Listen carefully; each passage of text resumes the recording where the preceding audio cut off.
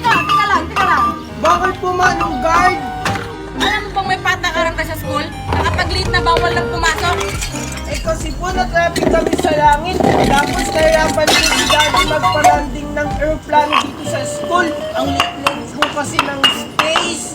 Tapos, ang daming pinadalang baon sa akin ni Mami. Sabi naman yan, kapag ka sa school, nag-airplane pa. Tsaka ano bang laman ng bag mo? Bakit ang dami-dami mong dala? Ito po. Ano po kasi to? Pera. Sabi ni Mami, ubusin ko daw po ngayon to.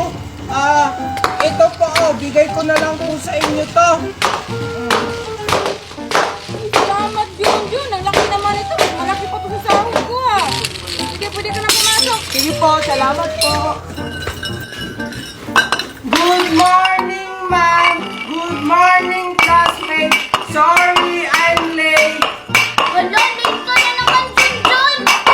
Ano, tignan nyo. Ang daming dalang pera ni Junjun. Siguro ginawa niya si Twinkle.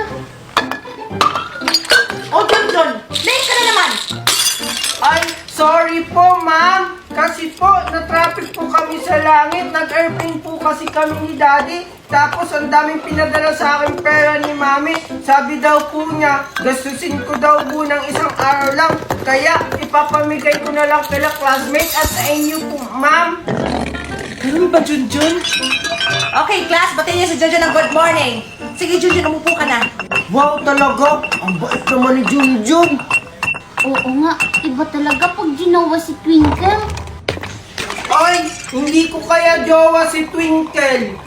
Ma'am, excuse me po, may padala po ng pera si Junjun. Ito po, ma'am, Bawal po kayo sa mga ordinary na upuan. Kailangan daw po gaming chair. Ay, grabe na talaga si Junjun, no? Sensitive na sa mga upuan na ganito. Oo nga, ang arte-arte naman ni Junjun. Naging mayaman lang. Ay, thank you po, Manong Guard.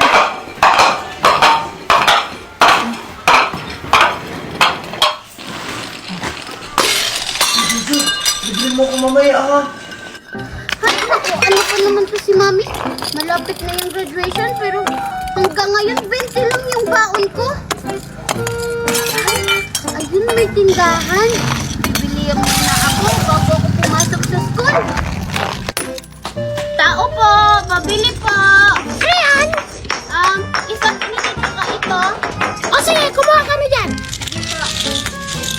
Ito po yung bayad ko. Yan. Oh, bakit hindi ka pa umalis? Yung sukli ko po. Ha? Dalawa yung binili mo. 10 pesos ang isa niyan. O, subalit 20 pesos. Ha?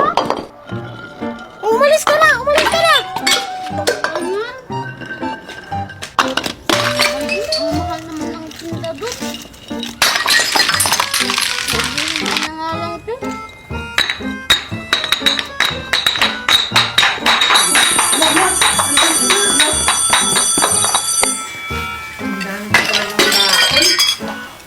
Maria, anong dala mong baon? Ito yung dala kong baon. Spanish bread. Kasi sabi ni Mami, galing daw sa Spanish, kaya Spanish yung pangalan niya. Wow, ang sarap naman ng baon mo. Yung baon ko kasi ito, egg pie, tapos fresh to. Mimay, bakit hindi ka pa naglalabas ng baon mo? Anong dala mong baon? Mamaya na lang ako kakain kasi busog pa naman ako. Weh, kita nga kita Now let's kanina, ang break. dami A moment, ng please. pagkain. Siguro kinain mo na sa daan, no? Leave him be. He can hold hands with his family, won't kill him. We don't know that. Everybody excited to start school Monday? I am. I guess so. How can I be excited when he's going to be in the same grade as me? Oo nga. All right, everybody. Ubusin niya yung baon My name mo is sa daan. Ms. McElroy. Tapos pagdating dito I'm sa sure you're school, well aware wala we have a kang student with makain. us Tapos manghihingi who, lang sa despite amin his ni young Maria. age, is remarkably gifted. And I expect y'all to make him feel welcome. Junjun, saka Maria. Yes, Sheldon. Madami naman Are the kayong student dressed in pagkain. grooming code? Pahingi naman ako. This boy's hair is too long. This boy is wearing sports attire outside of a designated area, and this girl's blouse is diaphanous, which means I can see her brassiere. Thank you. I will take that into account.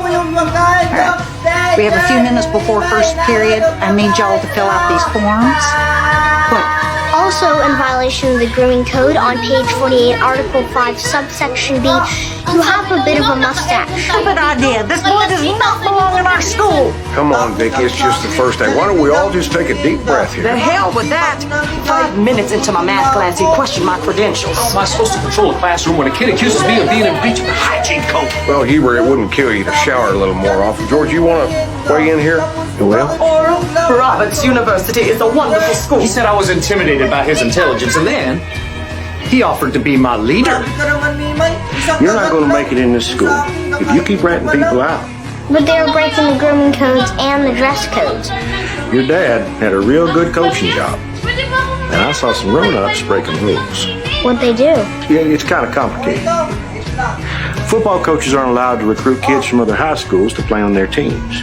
And you told on them? Yeah. You know what happened? Justice descended upon the rule breakers? I got fired, Shelton. Okay? Go to school tomorrow and mind your own business. All right? Dad, are you sad that you got fired? Kasi yung pinadala sa akin. Mostly Mami, angry. Pag nainitan daw ako, ito din gamitin kong pamaypay. But yeah. Okay, let's start our Broadway. Maybe a little sad. All right, let's say grace. Thank you, God, for this food and Ay, wala nang iba. Ako na yun. Ano? Ah, wala. Yan ang start na. Start na. John. Yes! First ako.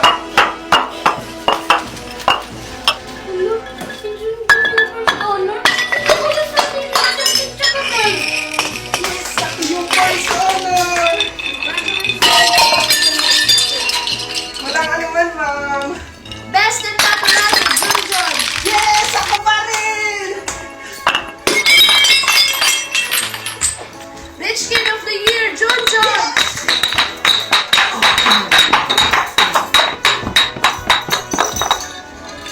Second honor, yeah. Yes! Ako yung may second honor. Yes, thank you po, ma'am. Wala ka award singing ba? Wala ako. Most not friendly, Mimay. Most not friendly. Not friendly. Congratulations. Pinag-friendly nga yung award ko.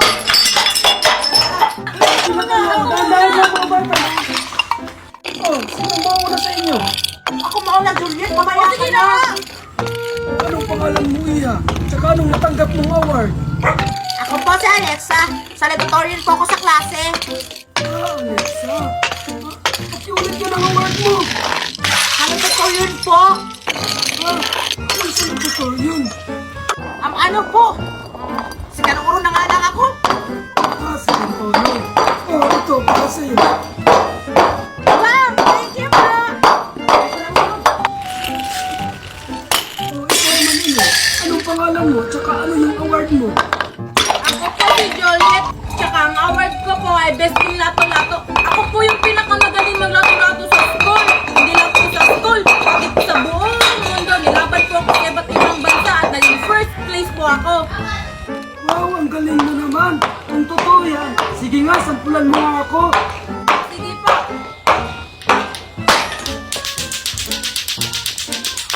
Wow! O sige, naniniwala na ako. O, diba po? Ang galing ko. Oh, dahil dyan, ito. Wow! Thank you po! Jun, Kaka Maria, ano tanggap niyo ng graduation niyo?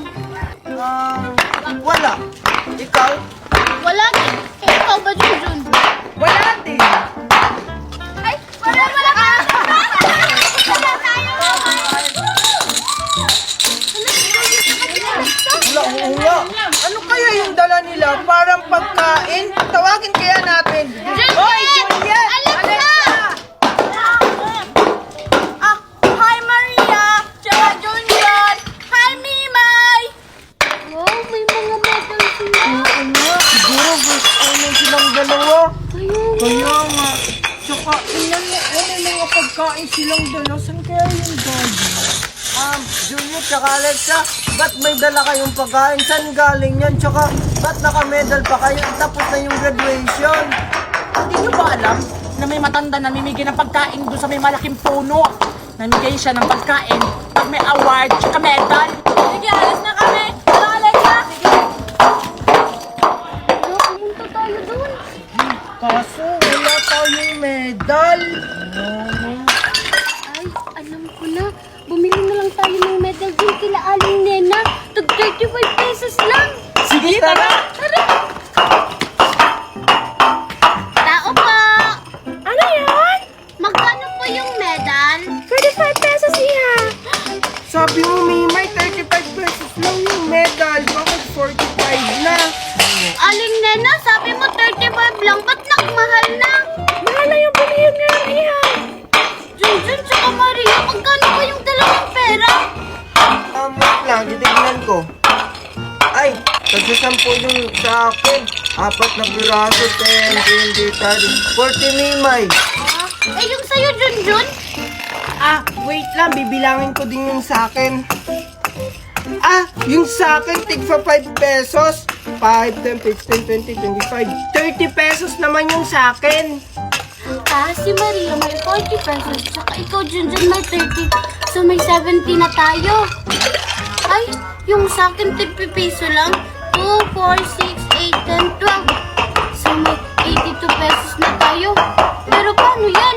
Kulang pa rin. Di ba dapat 3 yung medal na bibilhin natin?